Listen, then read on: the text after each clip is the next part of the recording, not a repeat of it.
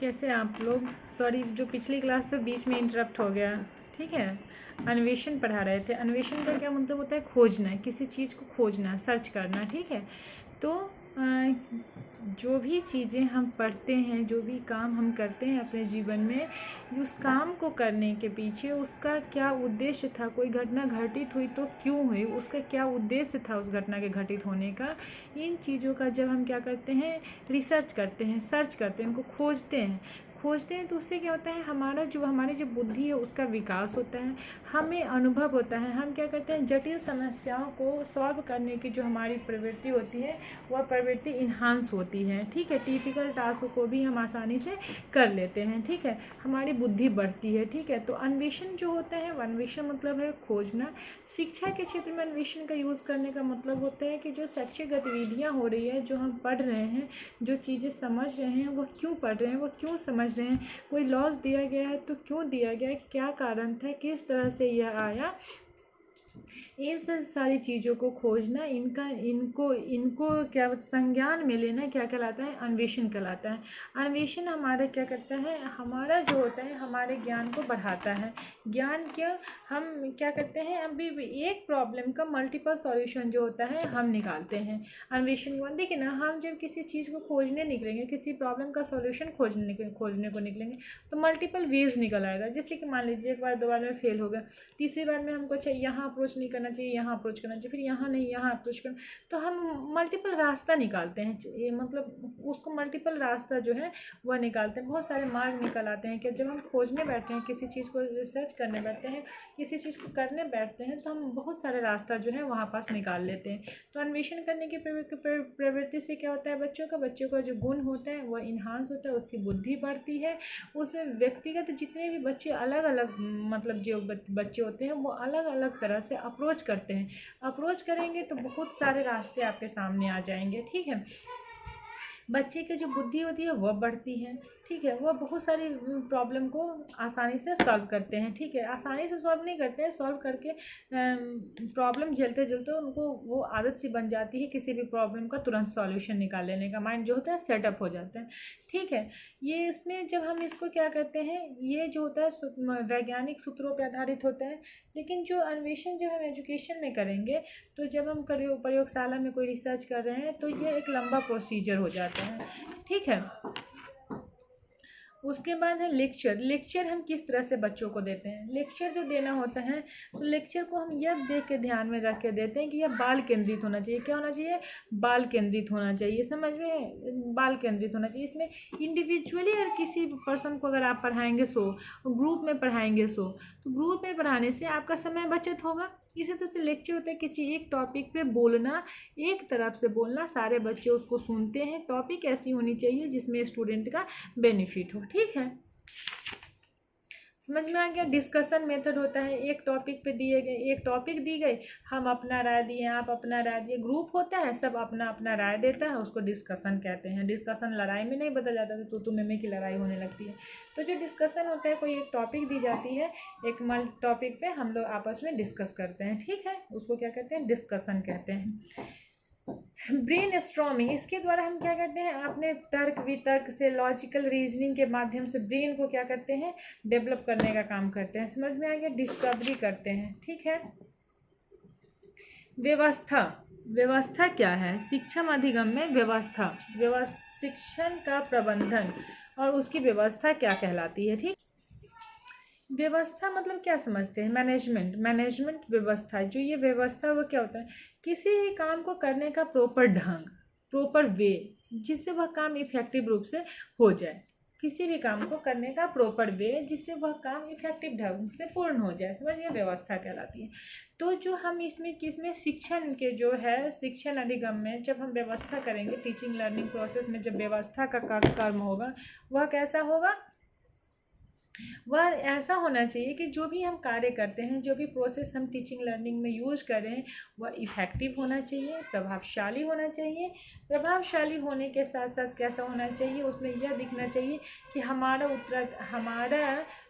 उत्तरदायित्व क्या है, एक एज ए टीचर हमारी क्या उत्तरदायित्व होनी चाहिए, हमारा जो कार्य है वह कार्य क्या होना चाहिए। जब हम अपना कार्य देखते हैं तो हम उस समय को देखते हैं कि हम कितने समय में कौन सा कार्य करते हैं, हमारा प्रयास क्या है किसी भी कार्य को करने में, ये सारी चीज़ें जो हैं हम उसमें देखते हैं। ठीक है, व्यवस्था के अंतर्गत ये सारी चीज़ें जो है वह आती है। समझ में आ गया। उसके बाद व्यवस्था में क्या होता है, प्लानिंग होता है, ऑर्गेनाइजिंग होता है। देखिए व्यवस्था में स्टेप ऑफ मैनेजिंग, व्यवस्था का जो स्टेप्स है मैनेजमेंट का, एजुकेशनल मैनेजमेंट में होता है। सबसे पहले होता है प्लानिंग करते हैं, फिर उसको ऑर्गेनाइज करते हैं, फिर उसको लीड करते हैं, फिर उसको कंट्रोल करते हैं, फिर उसको क्या करते हैं, कंट्रोल करते हैं। उसके बाद क्या करते हैं, उसको इम्प्लीमेंट किया जाता है। ठीक है, उसके बाद उसको क्या कहते हैं, इम्प्लीमेंट किया जाता है। सबसे पहले कोई भी एजुकेशनल मैनेजमेंट या हायर स्टडी में आपको पढ़ना पड़ेगा अगर आप लोग जाएंगे तो।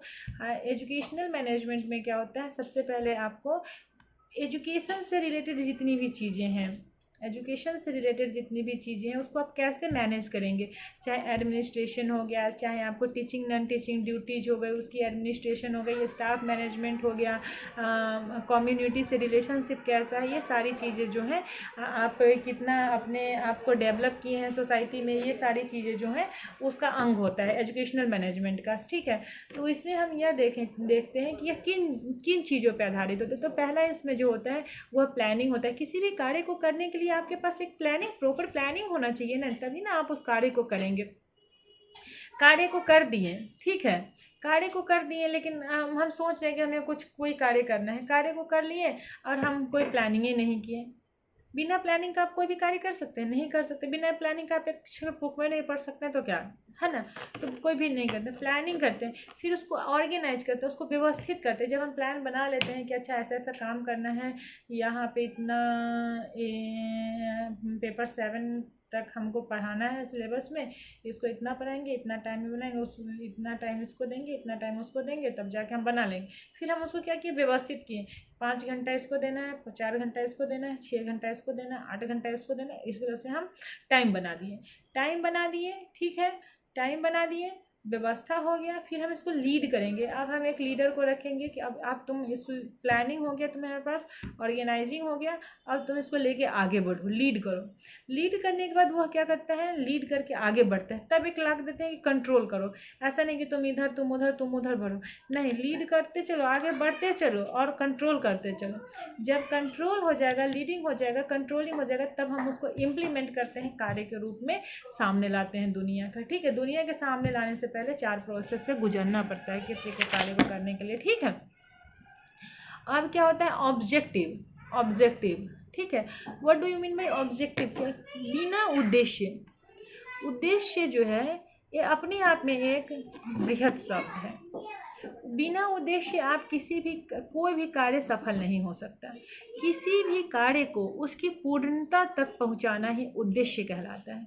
किसी भी कार्य को उसकी पूर्णता तक पहुंचाना ही उद्देश्य कहलाता है। ठीक है, किसी भी कार्य को उसकी पूर्णता तक, समाप्ति तक, उसके एंड तक पहुंचाना उद्देश्य कहलाता है। कोई भी कार्य को आप अधूरे बीच में नहीं छोड़ सकते हैं, आप बीच में नहीं छोड़ सकते, आप उसको उसकी पूर्णता तक ले ही जाएंगे।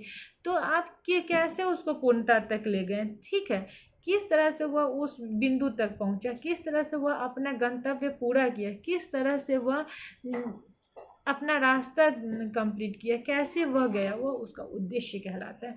आपको कहाँ से शुरू होकर कहाँ जाना है, आपका मार्गदर्शन करने वाला, आपको दिशा देने वाला, दिशा आपको कहाँ तक पहुँचा जा रहा है, जो आपके जीवन का अंतिम बिंदु है, जहाँ तक आप जाने की इच्छा रहते हैं, जहाँ तक आप किसी कार्य को पहुँचाने की इच्छा रखते हैं, वह आपका उद्देश्य कहलाता है। सामान्य उद्देश्य होता है, विशिष्ट उद्देश्य होता है। सामान्य उद्देश्य किसी खाना खाने का सामान्य उद्देश्य है, पचना और शरीर में एनर्जी लेना, लेकिन विशिष्ट उद्देश्य मैथ्स पढ़ने का है कि हमें इंजीनियरिंग करना है। ठीक है, तो यह सारे शैक्षिक उद्देश्य होता है, एजुकेशनल ऑब्जेक्टिव, टीचिंग ऑब्जेक्टिव, ये सब चीज़ जो है इसमें इसका ऑब्जेक्टिव होता है। मानसिक जीवन का जो डेवलपमेंट होता है वह होता है कॉग्निटिव डोमेन, अफेक्टिव डोमेन और साइकोमोटर डोमेन। इन तीनों डोमेन से हमारा जो होता है मानसिक स्तर पे हमारा विकास होता है। ठीक है, भावनात्मक लेवल पे जो अफेक्टिव डोमेन मतलब भावनात्मक लेवल, ज्ञानात्मक लेवल और क्रियात्मक लेवल। ठीक है, क्रियात्मक मतलब कॉग्निटिव, अफेक्टिव मतलब भावनात्मक और साइकोमोटर मतलब क्रियात्मक, अफेक्टिव मतलब भावनात्मक और कॉग्निटिव मतलब ज्ञानात्मक। 3 प्रकार के जो है मानसिक स्तर में पक्ष होते हैं जिनका हमें एजुकेशन के माध्यम से इनका डेवलपमेंट किया जाता है, इनका विकास जो है वह किया जाता है। हम अपनी भावनाओं का विकास कैसे करें, उस पर नियंत्रण कैसे करें। क्रिया जो होता है हमारे हाथ पैर उंगली के द्वारा, यह सब क्रियात्मक जो हमारा बॉडी फिजिकल लैंग्वेज जब काम करता है, जब हम कोई काम को फिजिकली करते हैं तो क्रियात्मक डेवलपमेंट कैसे होता है, और जब हम सोचते हैं हमारे ज्ञान का डेवलपमेंट कैसे होता है, वह चीज़ें जो हैं इसमें दिया गया है। इसके विभिन्न उद्देश्य की हम पूर्ति करते हैं। ठीक है, थोड़ा थोड़ा बुक पढ़िएगा, बुक पढ़ने की कोशिश कीजिएगा। ठीक है, इसकी छोटी छोटी टॉपिक हम वीडियो डालेंगे, छोटी छोटी टॉपिक इस मतलब अभी तो एक पेपर वाइज जा रहा है, बीच में क्या करेंगे छोटी छोटी टॉपिक डाल देंगे तो आप लोग उसको समझिएगा। किसी भी टॉपिक को उठाइएगा, अगर समझ में नहीं आएगा तो उसको देखिएगा। मोटिवेशन पढ़ चुके हैं, ठीक है। मूल्यांकन भी, इवैल्यूएशन जो होता है वो भी क्या होता है वो भी आप पढ़ चुके हैं। इवैल्यूएशन किसको कहते हैं, कक्षा में द्वारा होता है बच्चों की जो होती है परख करने के लिए, उसकी नॉलेज के स्तर को जानने के लिए जो होता है क्या करते हैं, इवैल्यूएशन करते हैं। बहुत सारे इसके मेथड है, रिटेन लेते हैं, ऐसे निबंध लिखवाते हैं, ओरली लेते हैं, ऑब्जेक्टिव टाइप होता है। ठीक है, तो बहुत सारे तरह से हम इसका मूल्यांकन करते हैं।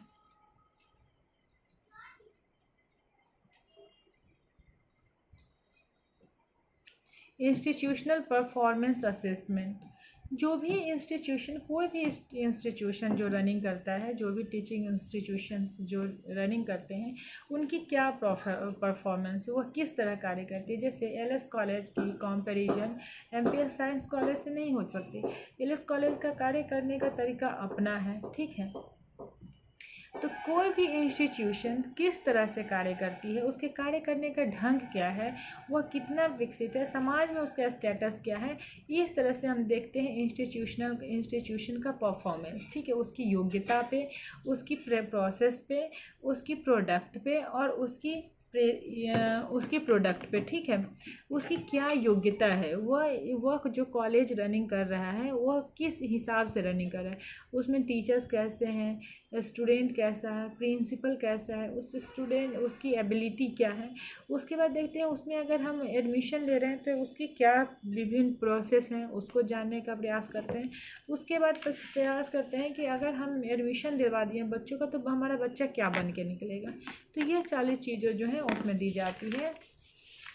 ठीक है, इंस्टीट्यूशन का जो है हम असेसमेंट करते हैं, मूल्यांकन करते हैं। ठीक है, उसी तरह से टीचर्स का मूल्यांकन होता है, उसी तरह से जिस तरह से स्टूडेंट का मूल्यांकन होता है उसी तरह से टीचर्स का मूल्यांकन होता है, उसी तरह से समाज का मूल्यांकन होता है। ठीक है, निबंध लिख के हम बच्चों के परीक्षा में उसके डिस्क्रिप्शन, उसकी सोच को जानने का प्रयास करते हैं, उसकी आंतरिक सोच की आंतरिक कल्पना को जानने का प्रयास करते हैं। ठीक है, बाकी चीज़ें कुछ ज़्यादा नहीं है। शिक्षक व्यवसाय संबंधी, टीचिंग टीचिंग में जाके आप अपना कैरियर बनवाइए, उसमें आगे बढ़िए, टीचिंग प्रोफेशन कहलाएगा। ठीक है, चलिए जो क्लास हुई आज की, पेपर 5 कंप्लीट हुआ, पेपर 6 में हाथ लगाते हैं। ठीक है, नेक्स्ट क्लास होगी पेपर 6 की इन्वायरमेंटल स्टडीज़। ज़्यादा कुछ खास नहीं है इसमें, इन्वायरमेंटल स्टडीज़ में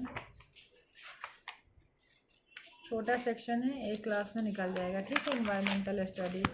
देखिए सुनिए, जो चीज़ें समझ में नहीं आएगी वो पूछिएगा। इन सेक्शन के बाद छोटा छोटा वीडियो भी होगा तो हम कोशिश करेंगे डाल देने का, जो पर्टिकुलर किसी टॉपिक के लिए होगा। जो टॉपिक आपको भारी लगेगी मुझसे पूछिएगा, मैं उसका अलग से वीडियो मैं डाल दूँगी और आपको बता दूँगी। ठीक है, जो भी दिक्कत आएगी, जो भी समस्या है वो प्लीज़ मुझसे पूछिए, ध्यान रखिए आप लोग।